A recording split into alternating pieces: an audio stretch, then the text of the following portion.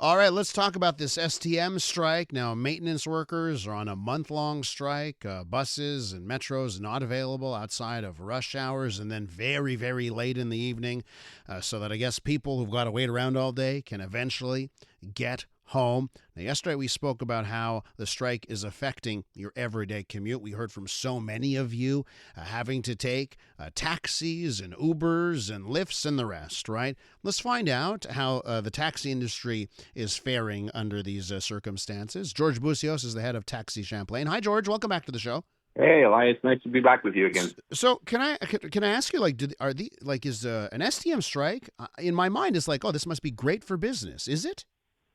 Of course it is. We like having STM strikes. I know it's bad for the public, but for business, it's always been good. Even from the old days when in the 70s and the 80s when buses used to strike all the time, business definitely goes up. So is that what you're seeing now, or would you say you have a doubling of business? Yeah. Yeah, since Saturday, especially on this weekend, I don't think we had the rush hour service. Saturday was extremely busy, more than double. And during the week, obviously, with the rush hour, it's not as busy, but the calls have gone up, definitely. Now, is every driver now like, okay, everyone on all hands on deck? Is everyone working right now because of this? I think so, because we don't know how long it's going to last. They said a month, but this is the time for them to make money. And right after that, we have the Christmas holidays, the cold coming in. So it's a good time for them to kind of catch up and prepare for what's coming in the spring and the summer of next year. I want to talk about pricing here for a second, right? Because, I've heard, I think it was on Friday, Uber announced that, hey, we're going to cap surge pricing. Not that they won't have surge pricing, but there would be a cap, which I don't know exactly what that means. But for taxis, right, even in a strike, you're metered, right? There's no increasing fares even during a strike? We're actually doing the opposite. Our app is 10% rebate even during the strike, and our meter is standardized by the Commission de Transport. We cannot touch it. But I will tell you something. They are definitely not capping it. I will give you two examples. Friday night, Halloween, 4 in the morning, my daughter's friend, downtown to St. Dorothy, $200. Saturday, my son's friend locked their keys in the car, St. Laurent Boulevard, Chamonix, $125. Taxis would have been at least 50 to 60% less. And the funny thing is, I don't know what's happened to us, but every time you see the news in front of an interviewer going in front of a metro and asking people about how they're getting around, all they're saying is about how Uber is charging them more and expensive. I don't know what's happened to us. I think apps have controlled our brains, but there's taxis out there. The regular price, no matter what time of day, no matter strike or no strike. And as I said, a few companies like ourselves do offer a rebate. And what's interesting is that, and I think especially for younger people, and now I have to say that I no longer count in the younger people column. I think there's a muscle memory, right? And all they think, okay, in order for me to get a ride, the only option is to open up my phone and tap the Uber app. Yes. And that's the only option that exists. And I think this is part of the reason why I want to do this segment is that there's competition now. There's more, and but that's a problem. But that's a problem itself. Just the fact that they do that is a problem. I asked my son, how come your friend didn't even bother using a taxi? I don't know, he said. It's quicker. What's quicker than opening the bar door of the restaurant or the club, raising your hand, and flagging down a taxi? It's just ingrained in their heads that it's only Uber. We've been around forever. Taxi companies in general have been around forever. It seems now either it's marketing or Uber has done something to them that take your phone, open the app, and it's only Uber. Now, it's crazy that people are willing to pay $200, and I've heard some other people saying they're walking home because Uber's too expensive. The thought of a taxi has completely disappeared in the young generation, and I don't understand why. So let me ask you if you've thought, you and your other colleagues, competitors in the industry, should there be maybe an advertising campaign here to say, hey?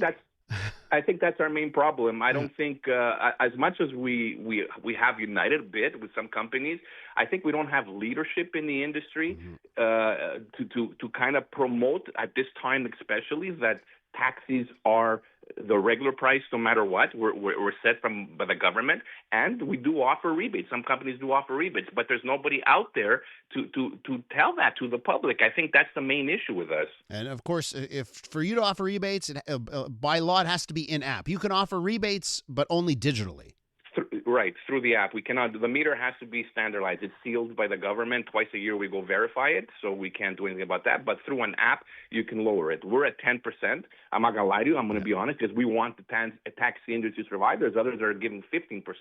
So when Uber is going up 70% and you decide, I'd rather walk because I don't want to pay $200, well, there's taxis out there that offer even a rebate during this time. Can I ask you about competition from within the taxi industry? Because there's been all these stories about like fake taxis, like people that they go on Amazon, they buy the dome to put on top of their cars, and there's some nefarious stuff happening. Yeah. In a situation like this, when we have got a strike going on and there's an increased demand, are you seeing, your drivers seeing any more shenanigans on that front?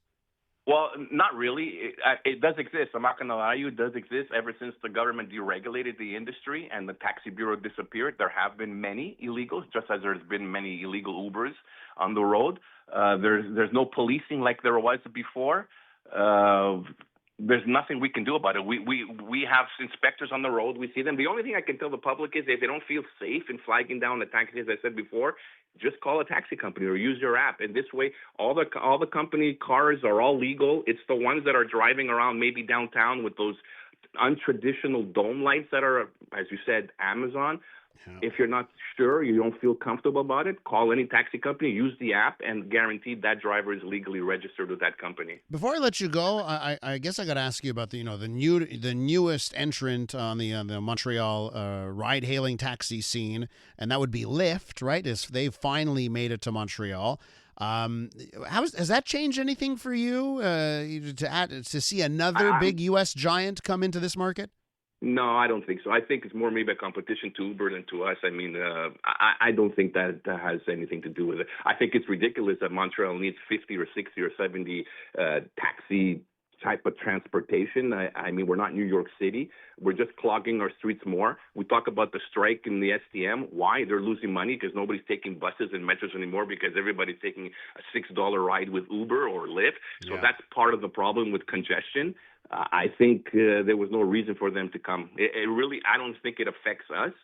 But if there is going to be competition, they're just going to fight it with each other, lowering the prices or hiring the prices. I'll tell you, George, one time this summer, I went to a concert at Place Belle in Laval and needed to get a ride back. And Lyft had just launched, so they had, these promo codes out. Promotions, right. They had the promotions, 50% off. I said, okay, I'm going to try Lyft. And so it was my first ride with Lyft in Montreal, and I was amazed because the car was so old and in bad shape. And I was like, I've never taken an Uber and that. And I was like, well, does Lyft have lower standards? No, I just it doesn't matter, Elias. It doesn't matter whether it's taxi, Uber, or Lyft. They're the same people. We need to understand that. There are many taxi drivers that take out their domes when they go to Lyft or Uber. They all have the app. Uber drivers, Lyft drivers, taxi drivers. So sometimes I get a little bit upset when they say Uber is better. They're the same people. And we got to forget that when Uber first started, we need to kind of forget that. We all loved the fact that they got great cars, giving candies and water and all. Those days are gone. Those days are gone. They got the market. Now it's little Honda Civics, 15-year-old cars, drivers that really don't know how to drive. They don't know the city. It's not what it was when they first came into the city or when they first came into existence with the luxury cars to compete against the taxi industry. Now their cars are worse. The drivers aren't professional. And again, they rotate from companies, from Uber to Lyft to taxi. So they're the same people. So when people say, I like the service better with Lyft or Uber, it's a little bit annoying because they're the same people. Trust me, they are the same people. You just never know what you're going to get, right? It's sometimes that's why I think it's best to call a company. I'm not promoting our company. If it's security issue because we were more secure in the old days, now I think we just become like Uber.